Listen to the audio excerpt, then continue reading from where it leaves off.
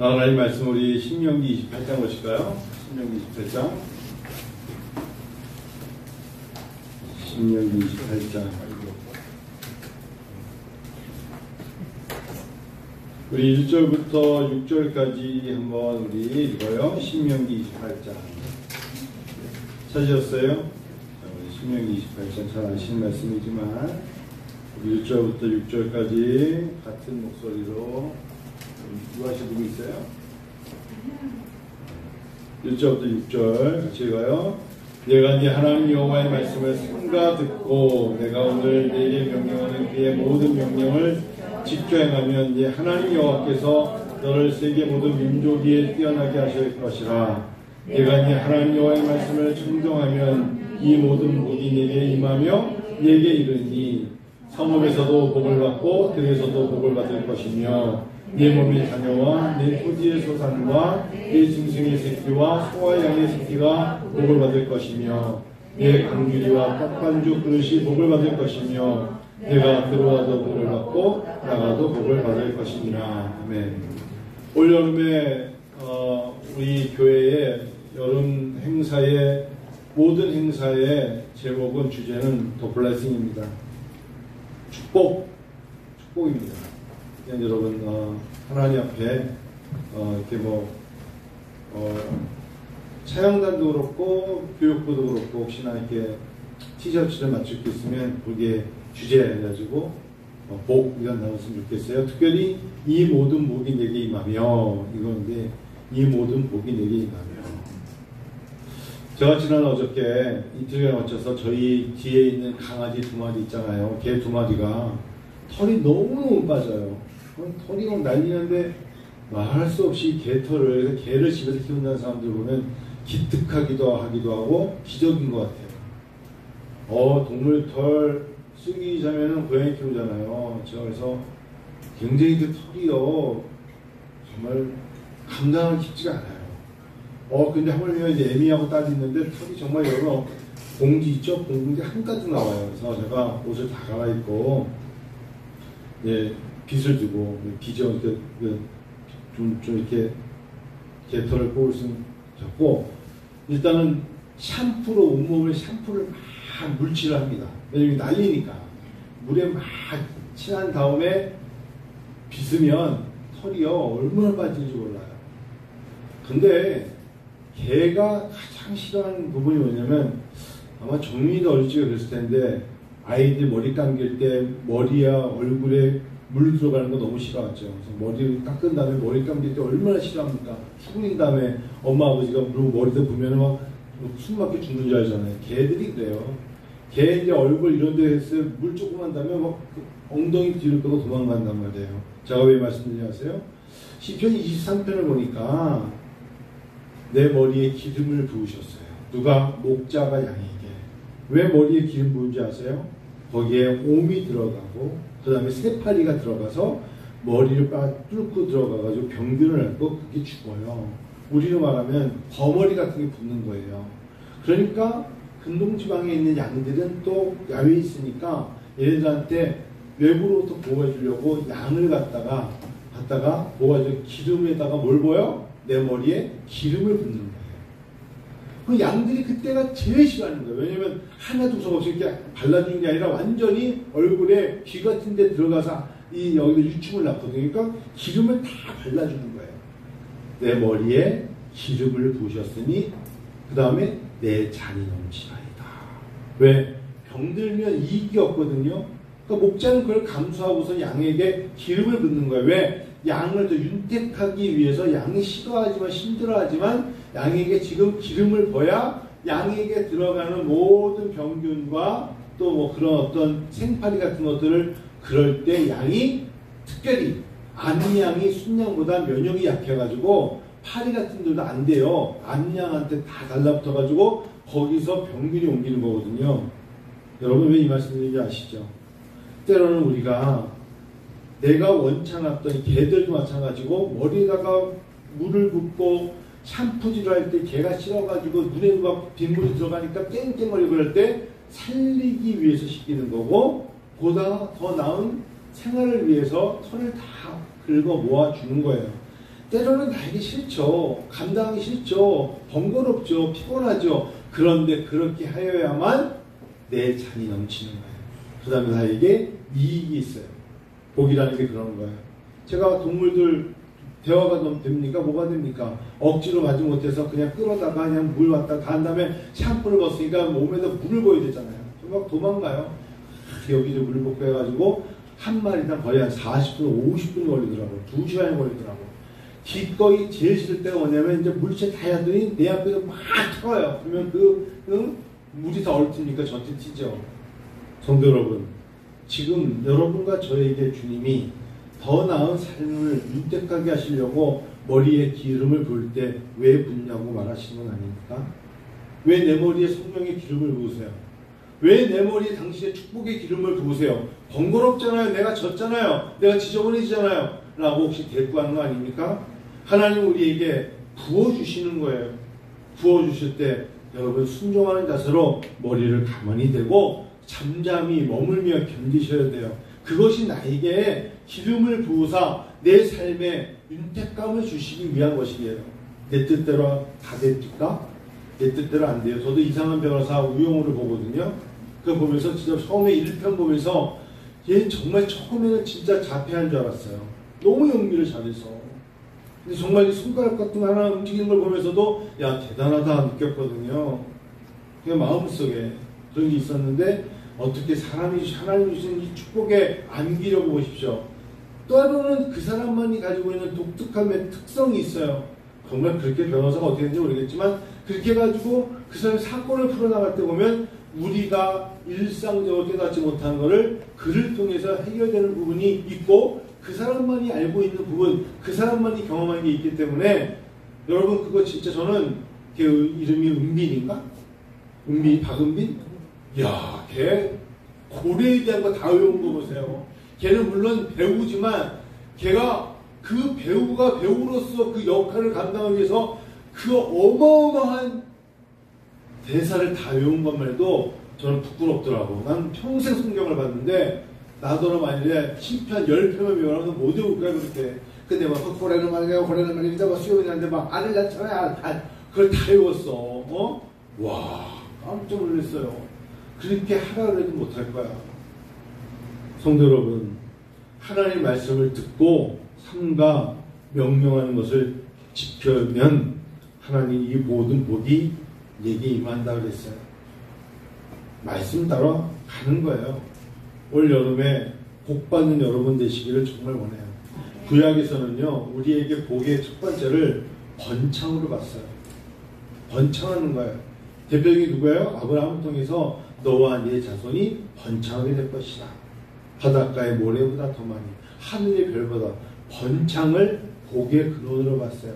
창세기 12장 3절도 그랬고, 그리고 결국은 번창함이 있어서 여러 가지 방법이 있지만 하나님이 원하시는 복은 사람들이 생각하는 것보다 뛰어나게 뛰어넘을 때가 있어요. 그래서 창세기 27장 36절에는 에서와 야곱의 사건에서 에서가 저가 나의 아버지의 복을 가로채갔다라고 말할 때가 있습니다. 이삭이 말하지 않습니까? 그만큼 하나님 주시는 복은 번창의 복도 있고 영적인 복이었어요. 지금은 번창하지 않지만 하나님이 복을 주시면 그 사람을 통해서 번창하는 거예요. 여러분과 저는 태어날 때 알몸으로 태어났죠. 가지고 태어난 거 아무도 없어요. 그렇죠? 저는 우리 영원히 영광의 영원히를 태어나면 다 봤잖아요. 아이들 맨몸으로 태어났을 거 아닙니까? 그 다음부터 시작하는 겁니다. 하나님 앞에 누구나 다 공평한 거예요. 맨손으로 태어났어요. 그 다음부터 하나님이 그들에게 복을 주시는 거예요. 복된 삶을 산다는 것이 그로 말미암아 지금에 봤을 때는 아무것도 가진 거 없이 보일지 몰라도 복 있는 인생은 그때부터 위기와 어려움과 역경을 디디고 번창해 나가는 겁니다. 여러분들, 성도 여러분, 여러분들보다 여러분들이 자녀가 더 잘 돼야 여러분 행복하지 않을까요? 하연이가 잘 되면 장원희 성도님 되게 나중에 춤출걸요?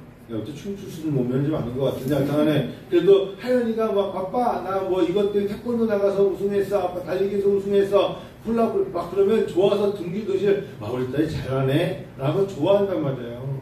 나 아까 그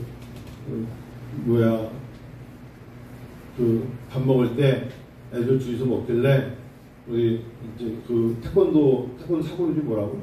슬기? 그래서 내가 너희 앞에 그러더라고 이우리 사님이 너희 태권도 사고 선생님 이름 좀 크게 해봐 했더니 슬기! 그러더라고. 그래서 언제부터 신슬기가 사범이 됐지? 그랬거든. 애들은 태권도를 보면 태권도장에 하신 선생님의 사범님의 이야기를 얼마나 잘 따라하는지 몰라. 사범님 이제 집에 가보겠습니다. 인사하고 가고. 나 교회 와가지고 그렇게 인사를 한 명도 못 봤어. 목사님 안녕히 계세요 인사를 보여. 교회 앞에서 사람들 시켜야 될 거 아니야. 네? 그래서 사범님 그러면 엄마 아빠에게 안녕히 계세요. 가보겠습니다. 인사하고 그래. 그래요 여러분. 시키는 대로 하세요. 성경에서 우리에게 시키는 대로 해보십시다. 시키는 대로 하면 이 모든 복이 내게 임하며 시키는 대로 하면 이 모든 복이 내게 임할 거라고 말씀하시죠. 우리 1절 읽어요. 자, 우리 28장 1절 한번 여러분 읽으세요. 시작. 내가 여호와의 말씀을 삼가하고 내가 오늘날에 명령하는 모든 명령을 지키며 내 하나님 여호와께서 너를 세계 모든 민족 위에 태어나게 하셨다. 이 말씀이 창세기 12장 말씀 아닙니까? 자, 지난 한 주 동안에 가장 큰 토픽이 뭐였습니까? 허준희 교수 아니에요? 저는 허준희 교수에 대한 것을 조중동 세계신문을 다 찾아서 읽어봤거든요. 대단한 사람이에요. 물론 아버지가 샌프란시스코에서 스탠포드에 있을 때 워낙에 유학생활 하면서 그 허준희 교수가 미국에 살아서 미국 시민권자잖아요. 그러나 초중고를 다 한국에 생활하지 않았습니까? 물론 중간에 그만뒀지만 그래서 검정고시를 봤지만 한국에 적응을 못했죠. 한국 공부에 적응을 못했던 허준희인가? 허준희 같은데 부적응자. 고등학교인가부터 적응을 못했죠. 몸도 약했고 그래서 학교 남아가지고 공부하려니까 자율학습 하니까 못하겠다. 그래가지고 한국 공부는 안 되니까 집에서 혼자 공부를 하는데 그때부터 혼자 하면서 수학이 재밌었던 거예요. 여러분 엄청난 사람이죠. 40세가 넘기 전에 노벨상으로 따진다면 수학으로는 가장 큰 상을 탄 거 아닙니까? 어찌 보면은 저는 허준이라는 이 사람을 보면서 이제 공항에서 인천공항 들어올 때 아들이 뛰어가서 깨어났는데 보니까 똑같이 생겼더라고요. 똑같이 생겼어. 너를 세계 모든 민족 위에 뛰어나게 하실 것이라. 대한민국이요. 제가 유학생활 해봐서 알아요. 일본 애들이 가장 두려워하는 민족 중에 하나가 한국 사람입니다. 우리는 연구하지 않지만 일본 애들은 연구를 해요. 뭘 연구한 줄 아십니까? 어떻게 이렇게 짧은 기간 동안에 그래서 우리나라를 침범한 거예요. 우리나라 민족이 뛰어나기 때문에.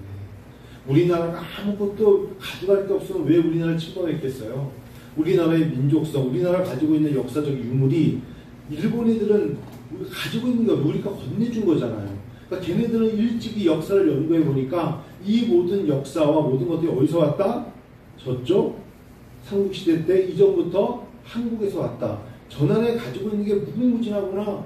이걸 갖다가 우리가 가져다가 우리 걸 만들어야겠다. 그래서 신봉한 거잖아요. 사실상은. 일본 애들은 그런 얘기를 해요. 제가 유학을 해보니까 같이 공부를 해가지고 한국 애들 속에서 한국, 중국, 일본, 아시아를 공부해가지고 그 속에서 한국 애가 있으면 일본 애들이 1등을 포기합니다. 여기는 한국 애가 있어. 그러면 왜 1등 못해? 누가 1등 한다는 거야? 한국. 그래서 한국 애들은 일본 같이 있으면 1등을 따놓은 당상은 한국이에요. 그래서 방과 후에 저 세미나리스 때도 그렇고 공부를 하면은 한국 애들은 각자 도전해서 공부합니다. 주석책을 놓고 일본 애들은 꼭 3명, 5명 모입니다. 모여서 공부합니다.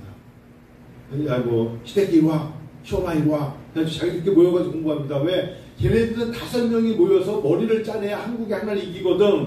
그래서 똘똘 뭉칩니다. 똘똘. 뭉쳐가지고 공부합니다.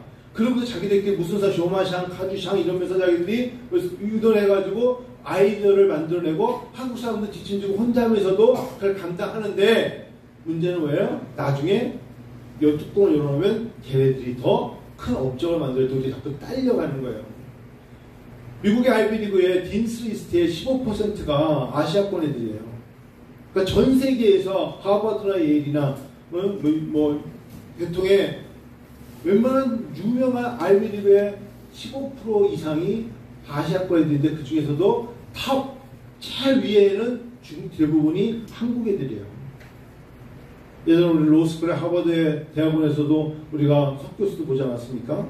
그런 것들 정말 아주 위에 탑은 한국 애들인데 인구가 워낙에 많다 보니까 중국 애들이 많죠. 앞으로 그런 기대를 해보자고요. 우리의 자녀들이 하나님께서 우리의 자녀들을 통하여 민족 위에 뛰어나게 하실 것이라. 절대로 여러분 하나님 없는 머리 뛰어난 것으로 뛰어나게 하지 않아요. 정신병을 주시겠죠. 정신병. 하나님이 주시는 믿음을 가지고 나갈 때 평안이 있고 기쁨이 있고 지혜가 있는 거예요. 왜냐하면 공부라는 게 결국은 자기와의 싸움인데 믿음이 없이 그걸 어떻게 감당합니까? 믿음이 있어야죠. 소망이 있어야죠. 견딤이 있어야죠. 하나님이 도우시는 힘이 있어야죠. 여러분 믿으세요. 그래서 예수 안에 있다는 것은 일단 안정적인 거예요. 예수 안에 거한다는 것은 하나님이 돌보시는 거라고요. 하나님이 뛰어나게 하실 때는 어떤 자를 뛰어나게 하신다? 믿음 위에 지식, 믿음 위에 지식, 믿음 위에 지혜, 믿음 위에 주시는 하나님의 꿈, 믿음 위에 주신 하나님의 비전, 하나님 믿음 위에 주시는 하나님의 은사, 믿음을 저버리고는 나머지는 다 병을 가져올 뿐이에요. 예수 믿지 않는 사람들은 더 똑똑한 사람 없을까요? 많죠. 지금 어저께 신문에 보니까 동아일보에서 굉장히 좀 위험한 글을 썼던데, 여러분 동아일보 어저께 신문 보셨어요? 어저께 인터넷 기사 보십시오. 동아일보가 5월 1일부터 7월 7일까지의 모든 내용에 34건이나 다 이 정권의 위험성을 썼어요. 이 정권이 왜 위험하냐 라고 쓰면서 동아일보에서 34건을 썼어요. 딱 한 가지예요. 내용은 이겁니다. 대통령에게 문제가 있는 게 아니에요. 동아일보는 대통령에 대한 얘기 왜 쓰겠어요? 그게 아니에요. 그게 아니라 머리가 좋은 사람들만 썼다는 거예요. 법대, 특별히 서울대 법대에 머리가 좋은 사람들만 등용했다는 거예요. 지혜로운 자를 등용하지 않았다는 거예요. 현인을 등용하지 않았다는 거예요. 각 분야에 경험이 많은 사람을 듣지 않고 무조건 서울대 법대에 검찰들만 내렸었다는 거예요. 그것이 가장 위험하다는 거예요. 굉장히 공감해요. 왜? 어떤 사람은 서울대 법대가 아니더라도 경험이 많은 사람이 있을 때 그러면 써야 되잖아요. 그 법대와 아무 상관이 없는 사람이 있을 거 아닙니까? 로켓을 발사하는데 무슨 법대가 필요해? 어? 은행에 가는데 일을 하는데 왜 법대가 필요해? 그래서 금강원장이 왜 법대가 필요합니까? 그런데 다 이 사람하고 한번 내가 어떤 일을 같이 했는데 같은 동문이더라. 그래서 썼다. 동아일보 보십시오. 34건이나 이렇게 썼어요. 가장 위험한 건 바로 그 부분이다. 그래요. 우리가 결국은 서로가 상호 협력으로 나라가 잘 돼야 되고 국민이 잘 돼야 되고 모든 게 건강해야 되잖아요. 그러면 머리 좋은 것만으로 감당할 수 있는 게 아니에요. 저는 하나님께 늘 기도합니다. 교회가 중요해요. 교회 다니는 사람들이, 믿음의 사람들이 각 일터와 직장과 사업장에서 그들의 위치가 중요하고 그들의 하나님이 주신 그들에게 준 지혜가 얼마나 그 일터에서 크게 쓰임받는 건데요. 저 사람은 학벌도 좋지 않고 경험도 없는 것 같은데 그 사람 입에서 나오는 생각과 그 사람 나오는 경험적인 이야기를 들어보니까 기가 막히거든. 그 사람은 분명히 기도하는 사람이에요. 그 사람은 예수 믿는 사람이고 하나님을 섬기는 사람이기 때문에 그에게서 나오는 걸 통하여서 그 일터가 윤택하게 되는 거 아니겠어요? 전 신명기 28장 그렇게 봐요. 그래서 좋은 대학의 좋은 과가 아니라 정말 믿음이 하나님이 그에게 부어주신 지혜, 그 사람이 맡겨진 재능, 책임감, 정직함 나가는 거예요. 제가 강남에 갔는데 마침 거기서 경기대학교 교수를 만났어요. 그분이 꽤 높은 위치에 있던데 그분이 갑자기 이런 얘기를 하더라고요. 내가 교육계에 30년 있고 이제 2년이면 은퇴인데 나 진짜 한탄스럽더라고. 왜 그러냐 그랬더니 이번에 교육부 장관을 임명한 걸 보고 자기는 2년 앞당겨서 은퇴하려고 하는데, 여러분 똑같은 교수 입장에서 가장 우리가 유심히 보는 게 뭔지 아세요? 교수라는 단어에서 학자의 양심의 표절은 절대로 안 되는 거예요. 박사 논문의 표절은 정치적으로 가장 나쁜 짓을 한 거라고요. 남의 지식을 갖다가 써서 자기 걸로 표절하면은 그거는 교수 자체로서의 자질이 없는 거야. 근데 표절을 했어요. 술 먹고 운전하다 걸린 거, 그건 그 사람은 어쩔 수 없었다고 하십시다. 어떻게, 그것도 예수 믿는 나로서 이해가 안 되지만, 내가 적어도 교수인데 남의 것을 표절해서 논문을 썼어. 들켰어. 그런데 장관이 돼. 그러면은 교육계 모든 양심은 다 죽는 거야. 아무것도 할 수 없는 거라고. 그걸 아는 교수도, 여기 한 교수도 있고, 저도 있고, 교수도 있잖아요. 그게 얼마나 큰 죄인 줄 알아요? 그거는 있을 수 없어요. 그런데 그냥 강행했어. 여러분, 믿음을 가지고 살아야죠. 우리가 하나님 앞에. 믿음이 뭡니까? 내 하나님 여호와의 말씀을 청종하면 이 모든 복이 내게 임하며 내게 이르느니 하면서 너희가 삼가 듣고 내가 오늘 너희 명령한 그 모든 명령을 지키는 거예요.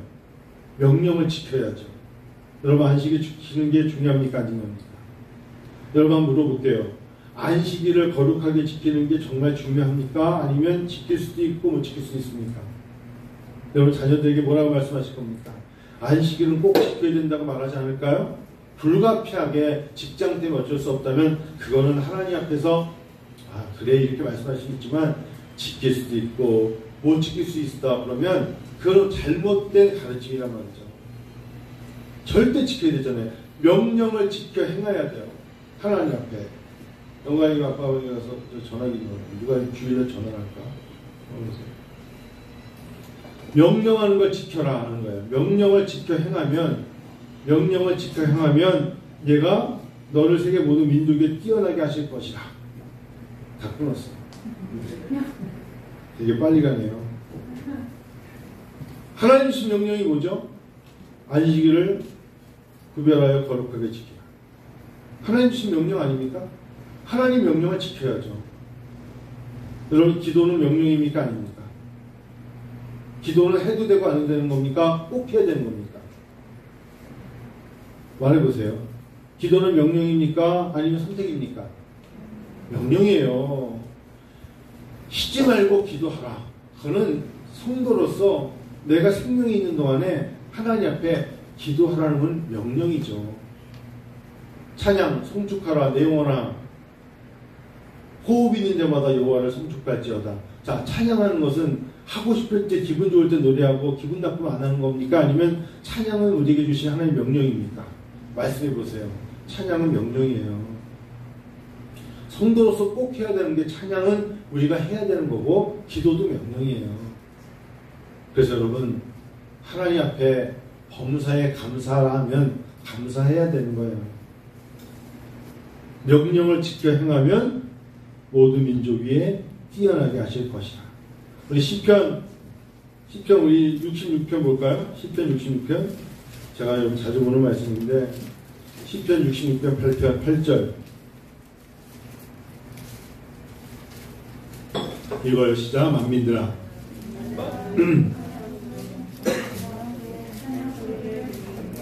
만민들아 우리 하나님을 송축하며 그의 찬양 소리를 들리게 할지어다. 만민들아 우리 하나님을 송축하며. 이건 무슨 소리예요? 하나님을 꼭 찬양하며 하나님 앞에 기분 좋을 땐 찬양하는데 기분 나쁠 때는 내 평생에 한 번도 찬양하지 않는다? 호흡이 끊어졌다는 소리예요. 만민들아 우리 하나님을 송축하며 그의 찬양 소리를 들리게 할지어다. 말씀하셨잖아요. 자, 오늘 신명기를 28장을 봤는데 신명기 8장을 봐보세요. 신명기 8장 10절. 여러분 이렇게 읽고 마칠게요. 신명기 8장 10절. 시작. 얘가 먹어서 배부르고 네 하나님 여호와께서 옥토를 내게 주셨음으로 말미암아 그를 찬송하리라. 하나님 우리에게 일용할 양식 주셨죠. 또 우리가 머물 수 있는 땅, 머물 수 있는 곳을 주셨죠. 그러므로 그를 찬송하라. 얼마나 우리가 찬송해야 되는 마땅한 이유가 있습니까? 너무나 많잖아요. 하나님께 감사하세요. 제가 요즘 이제 하나님 앞에 그런 기도해요. 하나님 저에게 자녀가 3명이 있습니다. 똑똑한 자녀? 하나님 저는 한 번도 그런 기도 안 해봤어요. 덕이 있는 자녀. 어디를 가든 좋은 친구들을 만나고 그들이 어디를 가든지 좋은 사람들을 만나고 그곳에서 영향력을 끼치고 행복한 자녀들이 되게 하세요. 여러분 자신을 위해서 성도를 기도합니다. 성도를 기도합니다. 하나님 우리 성도님들 어디를 가든 하나님 건강하게 해주시고 안전하게 해주시고 하나님 저들이 손을 대고 생각하는 것들 속에 하나님 이익을 남기게 해주시고 특별히 하나님 정말 원합니다. 특별한 은총을 부어주시고 믿음을 부어주옵소서. 얼마나 많은 환난과 곤고함과 어려움이 있겠어요. 그럴 때 뭐만 있으면 돼요? 믿음만 있으면 돼요. 믿음이 있으면 시험을 이길 수 있습니다. 정말 내가 믿음을 위한 기도를 못하니까 넘어지는 거예요. 믿음이 있으면 여러분 그 어떤 시험이 와도 이길 수 있어요. 근데 믿음을 위해서 기도하셔야 돼요. 믿음. 저도 신앙생활을 어릴 적 몇 살 빼고는 50년 정도 하지 않았겠어요? 근데 50대 중반이니까 앞에 5살 뺐다 하십시다. 신앙생활 50년을 했어요. 그건 제가 가지고 있는 믿음의 양이 얼마나 되겠습니까? 그래서 지금도 믿음을 달라고, 더 큰 믿음을 달라고, 굳건한 믿음을 달라고, 변치 않는 믿음을 달라고, 견딜 수 있는 믿음을 달라고, 목회자로서 목회자답게 살 수 있는 믿음을 달라고, 세상에 빛과 소금을 갖다 줄 믿음을 달라고 기도해요. 왜? 사단과 마귀와 병마와 귀신들이 내 생각을 빼앗아갈 건 너무너무나 그들은 심각하게 강하게 덤벼들기 때문에 내가 믿음이 없으면 견디지 못해요. 시험거리가 너무나 많아요. 그래서 이길 수 있는 힘이 뭡니까? 믿음입니다.